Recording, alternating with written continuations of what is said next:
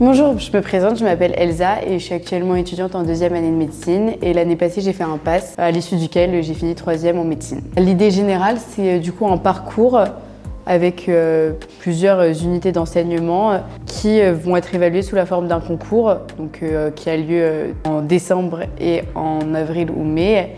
Et à la suite de ce concours, selon la façon dont on a réussi, donc selon notre classement général, on va avoir accès ou non à différentes filières et selon nos préférences et notre classement, on choisit la filière dans laquelle on suit pour poursuivre nos études. Pendant le PASS, on a cours environ 4 heures par jour, souvent les matins, avec des ED, donc des enseignements dirigés les après-midi.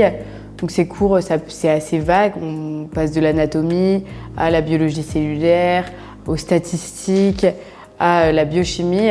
Donc on a un enseignement qui est hyper large, assez approfondi quand même, parce qu'on voit toutes les bases théoriques de ce qui pourra nous servir dans nos métiers de plus tard, et tout ça par des profs qui sont également médecins et chercheurs. Pendant le PASS, en gros, on a cours environ 4 heures par jour. Souvent, ça a lieu les matins, et on a quelques enseignements dirigés dans la semaine qui permettent de revoir les notions en plus petits groupes de manière un peu plus précise. Et le but, c'est du coup tous les cours qu'on va voir pendant cette année, c'est de les connaître le mieux possible pour avoir le meilleur classement possible aux concours qui ont lieu à chaque fois à la fin du semestre. Et pour ça, on va beaucoup réviser, revoir ces cours, s'entraîner notamment sur les annales, donc les concours des années passées, pour se préparer un max au concours de notre année. Et ça, c'est beaucoup la prépa qui nous aide en nous fournissant toutes les questions des années passées et en créant de nouvelles questions sur lesquelles ils vont nous tester pendant des évaluations telles que des cols et des concours blancs pour voir déjà pour pouvoir nous classer et pour savoir si on est capable de répondre à des nouvelles questions qui ressemblent un peu à celles passées mais qui ne sont pas exactement les mêmes non plus. Donc le parcours santé, en gros c'est une année de licence basique. On a cours toute la semaine avec des enseignements dirigés et pour nous préparer à notre examen final qui est le concours.